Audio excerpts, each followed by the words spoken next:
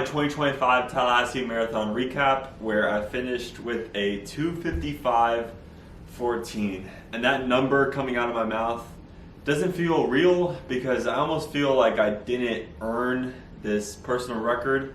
Yes, I've earned it because I've been super consistent the past year, but no, because I never really peaked out my training for this race. So this is my Strava graph of the last 3 months, and what you notice is a whole bunch of ups and downs. More so than I'm used to. I really like trying to be consistent week to week or have a steady incline and then a nice solid taper. But this week was all over the place for several reasons. One, I was doing my first ever back-to-back marathons in a way within an 8-week period. So I had to reverse taper from one into a peak week for one and then taper again. So that was a very confined timeline for me to get training in. And as I'll probably talk about in another video, I overtrained and I paid for it severely. I'm still feeling sick symptoms more than 3 weeks later. The morning of the marathon race, I was still coughing up yellow phlegm. So my immune system hasn't been 100% since the very beginning of January. So that's definitely one lesson I learned in the overtraining. But going into this race, it was my first time since my first marathon where I was going to do an all-out effort. I was going to give it my all. And leading up into that day, I knocked out the carb load very well. Started consuming bagels with peanut butter, some bananas, and honey. Then I went to Texas Roadhouse and ate, I think, 11 of those bread rolls, and I got a cheeseburger with that bun. Yes, it's good. We're at Texas Roadhouse. Each roll, 28 grams of carbs. Butter, no carbs, but for the vibes. And I was, aiming for my usual 700 grams of carbs per day, although it makes me super stuffed the previous 2 days leading up to a race. Once I get to the back half of the race itself, I start to feel like energized. And then going into the Saturday, along with my girlfriend Brooke, who also competed in the race, she actually finished number 1 in her age group and 4th woman overall. So congrats to her. She almost got a BQ. She is hunting that Boston qualifier time. I don't know if the time she got, which was I think a 3:21:17. I don't know if that's good enough to lock her in place for Boston, but it's enough so that she could throw her time into the ring. But I made some marathon signs with her. Our plan was to go put it on the course and then take it down after the course, but we just ran out of time that day before. But we made like 5 big booms, boom, boom, boom, boom, boom, and then a Wicked reference, and then she made a Strava post. That Saturday morning, with less than 24 hours to the race, I did a shakeout run with my college running club. I did like 2.8 miles. I took a photograph or a video of the practice field that's under construction right now, and this is blocking a part of the course from last year. So even though I ran the Tallahassee Marathon course last year, they changed it for this year, just the end of it. But it was a very good change because last year it was like about an 100-foot tall hill that you have to go through at mile 24. But now they changed it to just like a flat mile loop around the stadium just because of this practice field construction. I actually hope they continue with this loop around the stadium because it makes it a faster course by, I would estimate, 10 to 30 seconds roughly, which is pretty dramatic when you're going after your fastest marathon time and trying to get those qualifying times for like a Boston, Chicago, etc. That Saturday night I went to the running club's pasta party. I brought Alfredo pasta, not the best cooked. I mean, my roommate enjoyed it, but I didn't think it was the best quality pasta out there. But everyone brought different food items, and I nibbled on some of that, but then right after I went with my girlfriend's family to Olive Garden, my classic meal that I'm now 3 for 3 for my marathons, eating this the day prior, the chicken Alfredo with the broccoli, and I just consume and devour those breadsticks and a little bit of the salad with croutons. I went to bed feeling stuffed. I think I got around 5 hours of sleep, and then next morning, little did I know that I would be so stressed before the race, because turns out when I was like gathering all my things to the car because my roommate was going to drop me off at the starting line, I put my water bottle, my 20-ounce water bottle with my gels on top of the car. Here's a photo of it. And it ended up on the street. How is that possible? Because I left it on the car, we drove off, we heard a sound of like something like either hitting the car, or later we found out it's a water bottle jumping out of the car. So we didn't like stop, we just kept on going to the starting line. Once I got to the starting line, I looked for my water bottle, I was like, I don't have it. We went back to my apartment, I looked around in the obvious places because I knew I didn't put it anywhere special. I was like, oh, I really don't know where it is, and then we thought about, oh, it's a sound. So I picked up my water bottle from the street about 20 minutes before the race started, so that was super stressful. I was going to be at the starting line like an hour before the race started. Turned out to only be like 15 minutes before the race started. I took a photo with all of the striders and all of the running community that goes to FSU. This is a sign one of my friends made me. And the race started, and it was a little bit of a deja vu because I was being paced by the same person that paced me in last year's marathon for the first 9.5 miles, because at the 9.5 mile point you break off, and he did the half marathon once again, and he's the same person that was my high school cross country teammate, so very familiar with this awesome dude. And he was pacing me again, this time also pacing someone else that I met on the course. His name was like Noah, didn't know him before.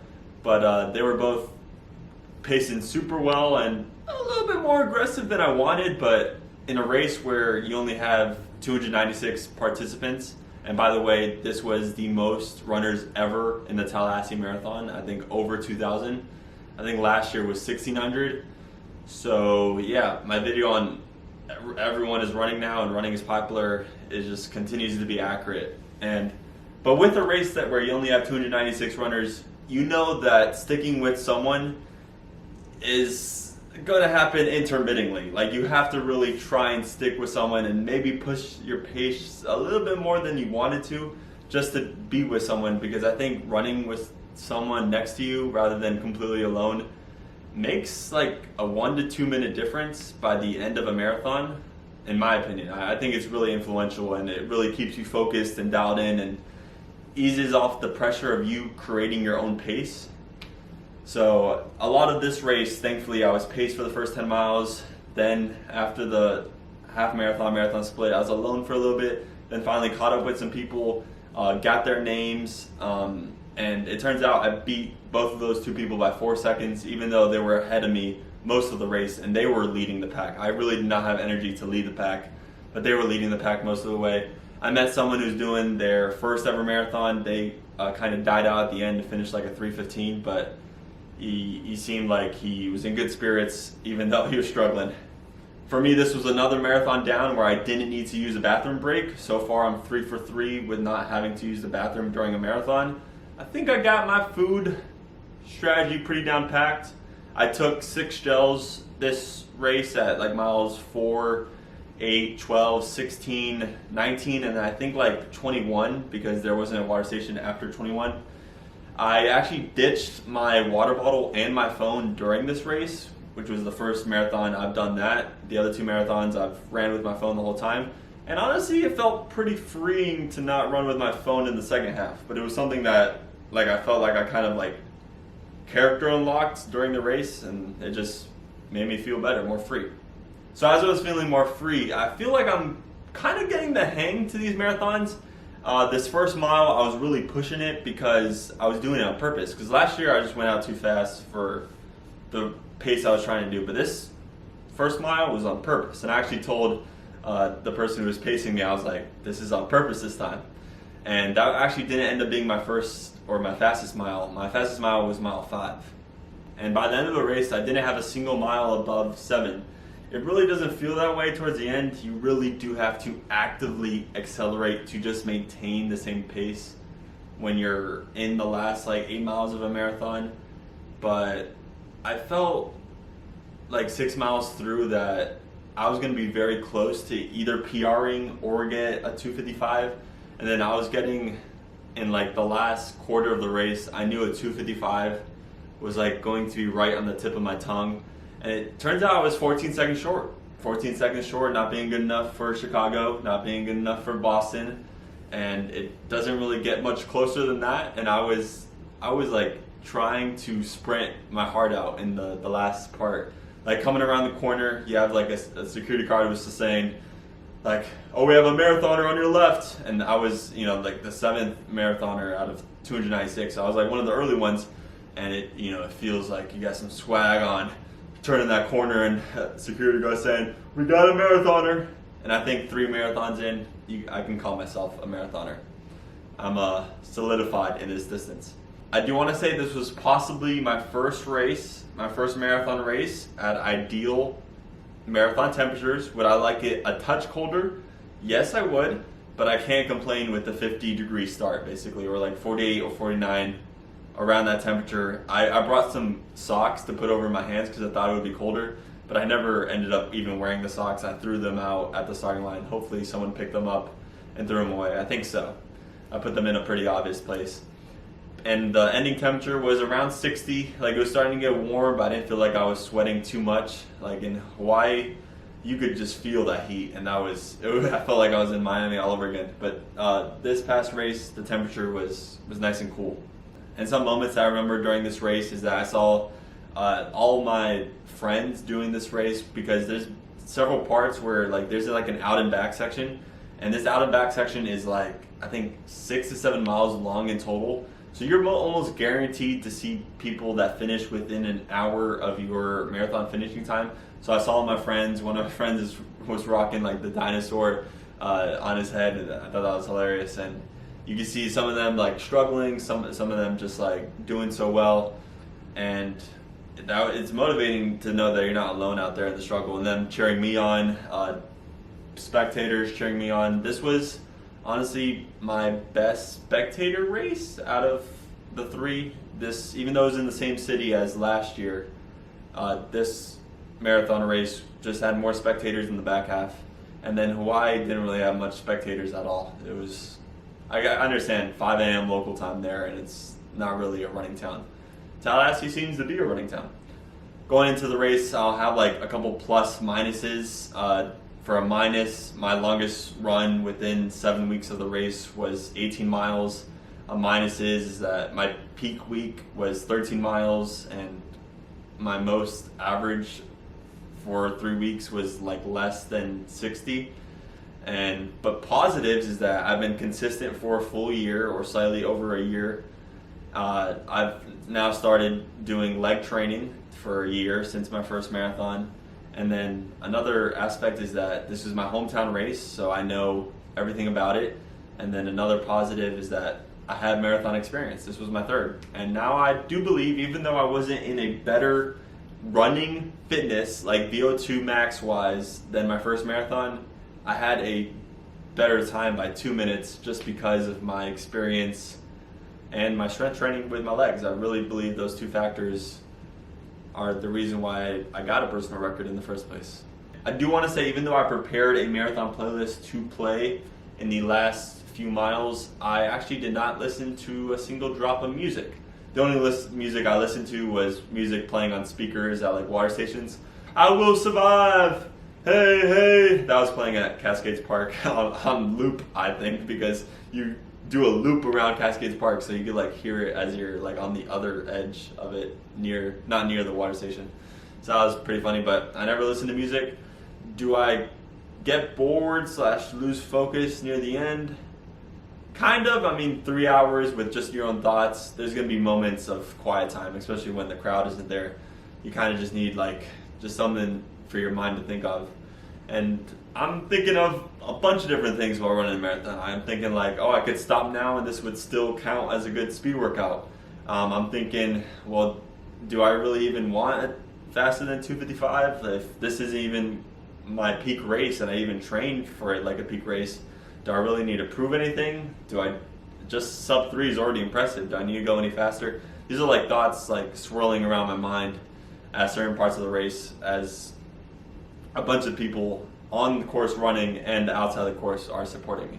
One moment towards the end of the race, as I ditched my water bottle, is that I picked up a cup of water at the water station. Well, I picked up two. One, I drank quickly. The other one, I carried for about half a mile because I wasn't ready to drink that water, but I knew I needed it because I was starting to feel thirsty. So I drank that second cup, and then since it was in the middle of like this trail, no trash cans around, I don't want to just throw it on the side.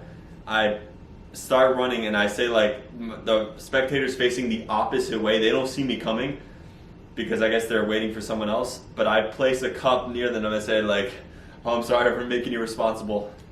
And I just place my empty now water cup there. And then the person's like, "Oh no, don't worry, I'll take care of it." And I keep on running. And that's just a moment that happens when you have a trash can and you don't really want to litter. But the Tallahassee Marathon does a good job of cleaning up after the race. I just don't think they can go at all 26.2 miles of the course, because there's some parts of the course where it's out in the Goonies. And unlike my first marathon, I felt like I left everything out there. I was really trying to accelerate in miles like 24 and 25 because I knew that sub 2:55 was so close, but I really couldn't do it. Like I really gave it all. And because I was just coming up against that mental and physical exhaustion, I really like cried my heart out for like 10 minutes post race, and I was like in so much pain. Like my calves felt like just little like knives like were sticking in them everywhere.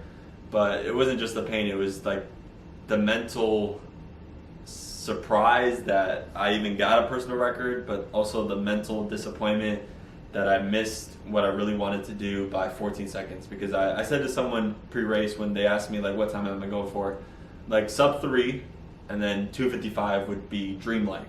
Those are the exact words I used. And I was 14 seconds away from a dreamlike time. Still amazing that I got a personal record, but so close to dreamlike. And because I did so well in the race, finished 7th overall, 3rd in my age group, they gave me this like plant pot ceramic with the marathon logo on the bottom. Pretty neat. So I got a medal and a copa. That's my Tallahassee Marathon recap. Here's the medal. I think it's actually a pretty cool medal. Yeah, here's the medal. So they have just one side of the Florida Capitol, the new one and the old one. And they got a sponsorship this year, Bank of America. Honestly, one of the few sponsorships that I'm okay with because of, the America and that logo. Pretty cool stuff, even without the bank. And it was the 50th. I learned the statistic that they were one of only around 20 races in the United States of marathons to hit the 50-year mark. So that's why I dropped a sentence earlier in this video that Tallahassee is a marathon town, because it really is. It does have that marathon history. This race is it.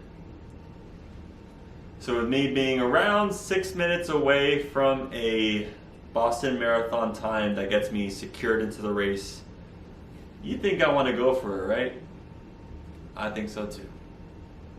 And this could be the end clip. The first woman to finish this race at around mile 11 or 12, she used the porta potty, came out like 10 feet in front of me, like at that time of the race, and finished minutes ahead of me by the end of it. So she used the bathroom during the race, and it really didn't hurt her time that much. I don't know what her personal record is. I don't know her running history at all. But she used the bathroom and still finished sub 3. Pretty impressive. First. Costco haul Costco. to save $36 a year, 10 cents per day. Switching to the Kirkland chocolate protein powder. And I got some creatine, even though I currently have like 80 servings of 5 grams of creatine at home right now. And I got my Mac Daddy whey protein, 80 servings. Oh yeah, that's a biggie right there. And I'm loyal to it, so I can't Kirkland brand it.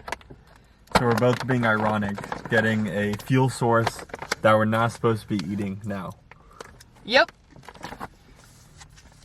Right? Yeah.